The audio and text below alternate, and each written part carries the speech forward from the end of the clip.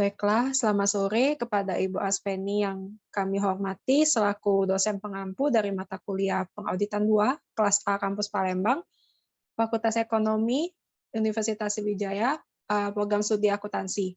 Jadi pada hari ini kami, Clara Jacinta Wijaya, Berliana Ramalegia Putri, dan Feby Febriani akan menjelaskan sebuah kasus, yaitu kasus Lehman Brothers Holdings Incorporation. Jadi tanpa berlama-lama, kita langsung saja memulai untuk penjelasan dari kasus Lehman Brothers Holdings. Next. Baiklah, untuk gambaran atau ringkasan dari kasus Lehman Brothers Holdings ini akan dijelaskan oleh Feby Febriani. Kepada Feby, dipersilahkan. Baiklah, saya akan menjelaskan ringkasan kasus dari Lehman Brothers Holding. Nah, Lehman Brothers Holding merupakan perusahaan perbankan investasi ikonik di Wall Street, Amerika Serikat. Pada tanggal 15 September 2008, Lehman Brothers mengajukan kebangkrutan. Peristiwa kebangkrutan Lehman Brothers merupakan peristiwa kebangkrutan terbesar melampaui kebangkrutan Enron, General Motors, dan WorldCom. Perusahaan ini dapat berdiri bermula dari Henry Lehman yang berusia 23 tahun berimigrasi ke Amerika Serikat dari Bavaria. Dia memutuskan untuk menetap di Montgomery, Alabama.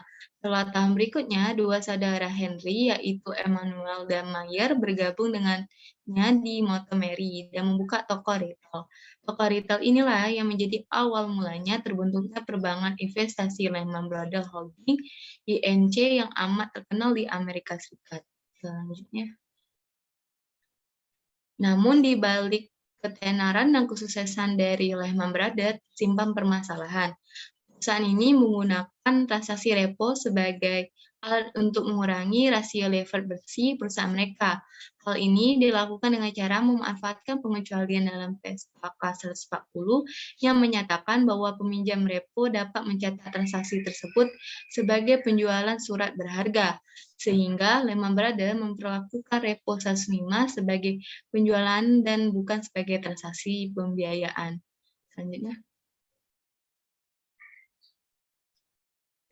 Nah, hal ini akan mengurangi rasio lever bersih perusahaan untuk memberikan kesan laporan keuangan yang baik dan kuat bagi pihak ketiga.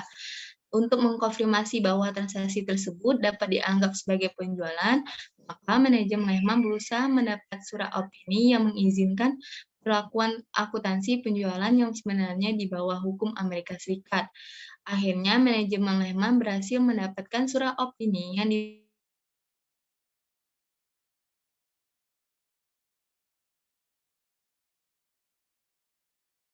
tujuan bisnis, karena transaksi ini dilakukan untuk memperbaiki kondisi rasio lever bersih dari Lehman Brothers. Selanjutnya. Kemudian, Lehman Brothers juga tidak melaporkan transaksi repo 105 ke dalam laporan keuangan yang diajukan ke SEC. Para pemeriksaan kebangkrutan juga memeriksa salah satu Big Four, yaitu EY, yang merupakan auditor eksternal dari Lehman Brothers. Setelah melakukan penyelidikan tersebut, William Sklitsch, yang menjabat sebagai partner audit Perikatan Lehman Brothers 2007, pemeriksaan kebangkrutan melaporkan 3 klaim berwarna kepada EY, yaitu yang pertama, kegagalan EY untuk melakukan penyelidikan yang memadai atas tuduhan pelapor dan gagal untuk memberi tahu manajemen dan komite audit dengan benar tentang tuduhan tersebut. Nah, yang kedua, EY telah gagal untuk mengambil menyelidiki apakah laporan keuangan Lehman untuk 2 kuartal pertama. Nah, yang ketiga, kegagalan EY dalam menyelidiki apakah laporan keuangan Lehman untuk fiskal 2007 secara material menyesatkan karena repo 105. Selanjutnya. Nah, untuk pertanyaan nomor 1, soalnya itu ketika Lehman mengembangkan kebijakan akuntansi repo 105, apakah EY memiliki tanggung jawab untuk terlibat dalam proses tersebut? Secara umum, peran apa yang harus dimiliki firma audit ketika klien mengembangkan kebijakan akuntansi baru yang penting? Mengomentari tanggung jawab firma audit selama dan setelah proses tersebut. Selanjutnya. Nah, untuk jawaban nomor 1, Ernst & Young adalah auditor eksternal di Lehman Brothers. Oleh karena itu, Ernst & Young sebaiknya dapat bertanggung jawab atas prosedur kebijakan akuntansi Repo 105. Karena pejabat Lehman sudah berkonsultasi dengan EY terkait kasus tersebut, berdasarkan standar pekerjaan lapangan 314.44, auditor harus mendapatkan pengertian tentang penentuan dan penerapan sebuah kebijakan akuntansi untuk entitas. Nah, selanjutnya auditor melakukan pemeriksaan apakah kebijakan akuntansi telah sesuai dan konsisten untuk suatu entitas dari kebijakan akuntansi yang telah berlaku umum untuk digunakan dalam sebuah entitas yang relevan atau dengan dasar akuntansi yang menyeluruh selain GAAP. Selanjutnya. Penafsiran tersebut berisi prosedur yang akan digunakan entitas untuk memperoleh transaksi yang sesuai. Dampak kebijakan akuntansi yang signifikan yang sedang berkembang tidak memiliki prosedur atau sistematik yang otoritatif dan perubahan yang telah dilakukan terhadap kebijakan akuntansi di suatu entitas. Auditor wajib melaporkan ke komite audit untuk bagaimana perawatan profesional. Kemudian, auditor harus menandakan standar dan peraturan pelaporan keuangan yang telah diperbarui untuk entitas dan meninjau untuk bagaimana dan kapan entitas akan mengambil persyaratan tersebut. Selanjutnya. Untuk pertanyaan nomor 2 dari kasus ini adalah, apakah Anda setuju dengan pernyataan bahwa niat tidak penting ketika menerapkan aturan akuntansi? Artinya, haruskah entitas pelapor diizinkan untuk menerapkan aturan akuntansi atau pengecualian yang disetujui terhadap aturan akuntansi dengan tujuan untuk memperindah laporan keuangan mereka atau data keuangan terkait dengan sengaja? Tekankan jawaban Anda. Selanjutnya. Jadi untuk jawaban nomor 2, tidak. Kami tidak setuju dengan pernyataan bahwa niat tidak penting saat menerapkan aturan akuntansi. Mempublikasikan laporan kebangkrutan akan membawa dampak ketegangan terhadap masyarakat, dikarenakan eksekutif Lehman telah memperindah data keuangan perusahaan dengan menggunakan bermotivasi akuntansi. Suatu tujuan untuk memajukan rasio keuangan bersih yang telah digunakan oleh otoritas regulator. Analisis pasar, saham, dan investor sebagai indikator utama kondisi keuangan perusahaan secara komprehensif. Tentu, hal ini akan merugikan publik atau pengguna laporan keuangan karena laporan keuangan yang menyesatkan. Nah, meskipun laporan keuangan adalah sebuah tanggung jawab manajemen, auditor juga diwajibkan untuk membaca laporan tersebut, dan jika terjadi konflik terhadap manajemen, maka auditor akan menunjukkan laporan keuangan yang telah diadu. Untuk pertanyaan nomor 3 akan dilanjutkan oleh Saudari Berliana. Kepada Saudari Berliana, dipersilakan.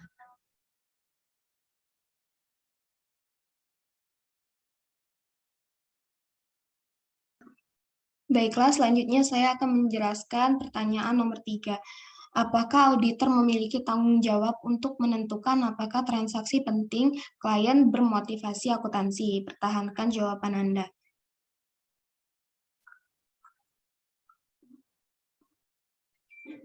Jadi, menurut kami, auditor memegang tanggung jawab karena akan memeriksa transaksi-transaksi penting klien, termasuk transaksi bermotivasi akuntansi. Auditor dapat melakukan dan mengembangkan prospek transaksi tersebut untuk tujuan bisnis. Kemudian, auditor wajib memiliki pengetahuan dan pemahaman tentang transaksi dan pengembalian keputusan. Apakah penggunaan ekstensif Lehman dari rancangan material dan wajib dilaporkan. Pemeriksaan kebangkrutan mengkritik Ernst & Young dikarenakan tidak membahas peluang bahwa transaksi Repo 105 Lehman ialah transaksi bermotivasi akuntansi yang tidak ada tujuan untuk bisnis, dan telah dilakukan pemeriksaan kebangkrutan, Ernst & Young seharusnya dapat membenarkan atau meninjau kemungkinan bahwa Repo 105 untuk memperbaiki kondisi keuangan Lehman, terutama rasio leverage bersih. Keempat, William Saisley menyeratkan bahwa afiliasi Inggris Ernst & Young memiliki tanggung jawab untuk meninjau pendapat hukum yang dikeluarkan oleh firma hukum Inggris mengenai perlakuan RIPO 105.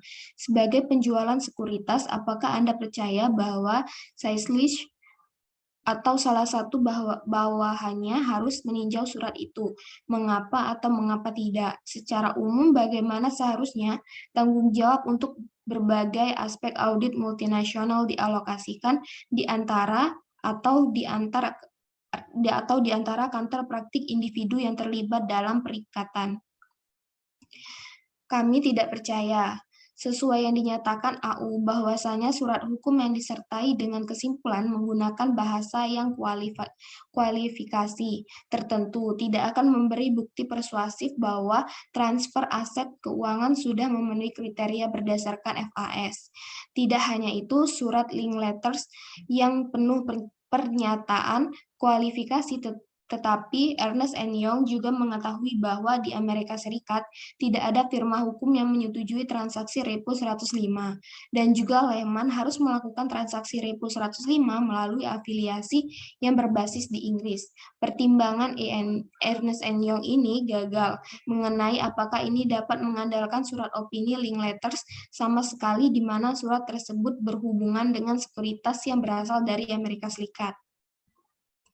Yang pertanyaan nomor 5, rasio leverage bersih Lehman tidak dilaporkan dalam laporan keuangan perusahaan yang diaudit, melainkan di tabel sorotan keuangan perusahaan. Dan bagian MD&A dari laporan tahunan, tanggung jawab apa jika ada yang harus dilakukan auditor untuk menilai keakuratan material dari data keuangan yang termasuk dalam 2 bagian laporan tahunan klien tersebut?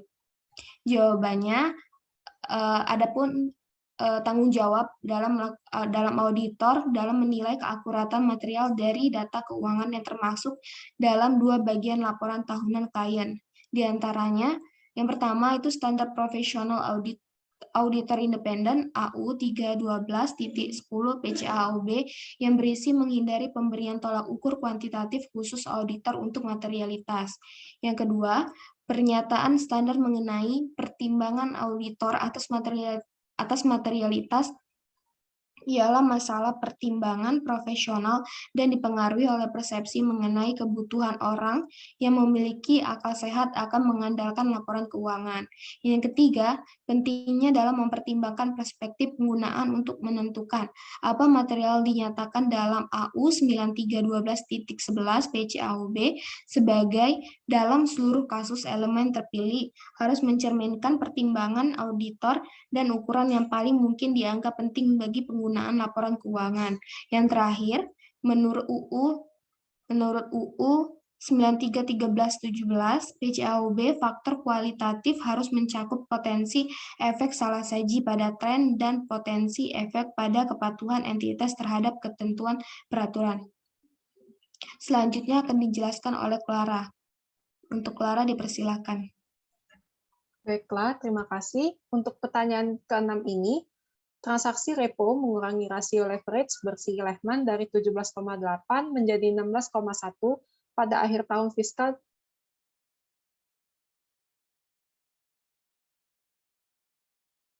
2007. Apakah Anda percaya itu perbedaan material? Mengapa atau mengapa tidak? Selanjutnya.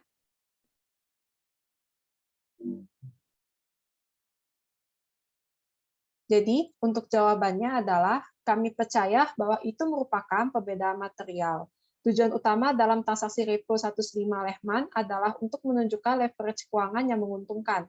Leverage keuangan yang menguntungkan berarti perusahaan memperoleh pengembalian dana pinjaman yang melebihi biaya pinjaman dana. Ketika pemeriksaan menggunakan teknik repo 150, rasio Lehman menunjukkan bahwa perusahaan memiliki permodalan yang baik dan kurang beresiko. Rasio itu benar-benar menyesatkan dan menutupi leverage, profitabilitas yang rendah, dan pemanfaatan aset yang buruk dari perusahaan. Jika kreditur mengetahui situasi ini, maka kreditur dapat menuntut perusahaan untuk membayar kembali sebagian utangnya dengan menjual asetnya. Selanjutnya, Itu sebabnya Lehman Brothers ingin menyembunyikan situasi ini karena tidak ada pasar untuk aset hipotek beracun mereka. Dengan menggunakan teknik repo 105 Lehman, semua rasio dilebih-lebihkan. Dampak dari transaksi ini memungkinkan Lehman untuk sementara menghapus sekitar $50 miliar aset buruk dari neracanya pada akhir laporan keuangan kuartal pertama dan kedua tahun 2008. Perbedaan pada jumlah ini menunjukkan adanya materialitas di mana terdapat aset buruk di neraca sekitar $50 miliar, tetapi harus dihapus, sehingga membuat neraca Lehman disajikan kepada publik seolah-olah terlihat sesat, padahal sebenarnya tidak. Selanjutnya, untuk pertanyaan yang ketujuh, secara umum, tanggung jawab apa yang dimiliki auditor untuk menginvestigasi tuduhan whistleblower yang berhubungan dengan keakuratan material dari laporan keuangan klien audit? Selanjutnya,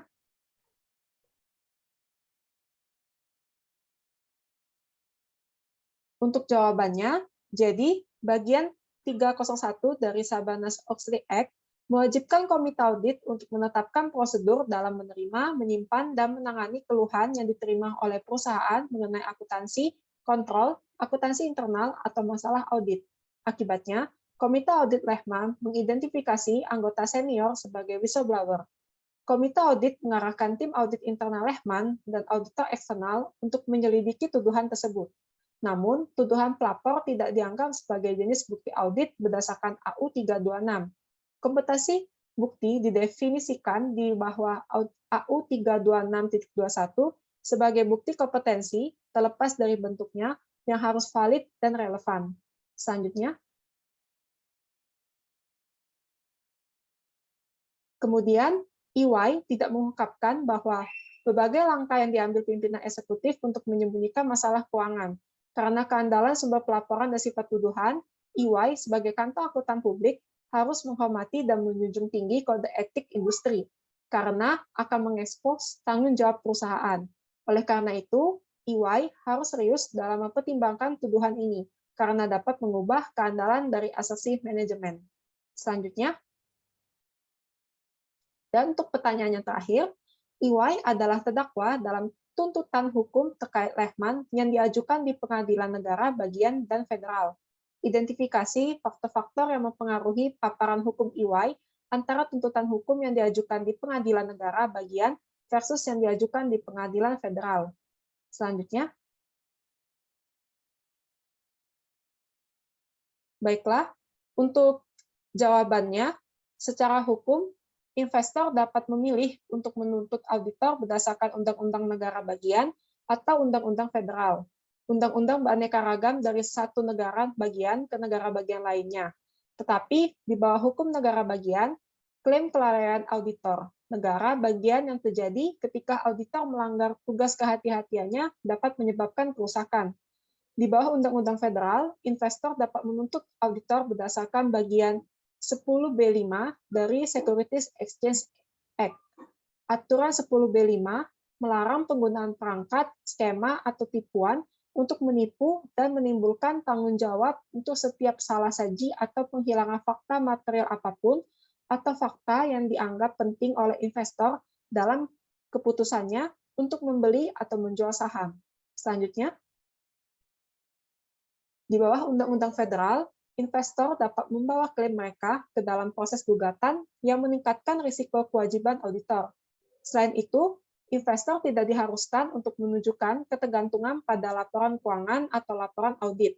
Sebaliknya, Pengadilan Federal menyatakan bahwa investor mengandalkan laporan keuangan dan laporan audit ketika saham diperdagangkan di pasar sekuritas. Klaim berdasarkan aturan 10B5 didasarkan padanya untuk menipu atau standar kelalaian yang besar.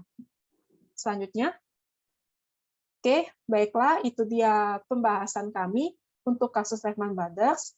Kami mengucapkan terima kasih atas perhatian teman-teman semua dan juga Ibu Aspeni yang telah memberikan kesempatan kami agar kami bisa membahas kasus dari Lehman Brothers ini. Kami juga mengucapkan mohon maaf apabila selama kami mempresentasikan terdapat banyak kekurangan maupun pengetahuan kami yang masih kurang. Baiklah, kami cukupkan pembahasan kami mengenai kasus ini. Kami ucapkan terima kasih dan selamat sore semuanya.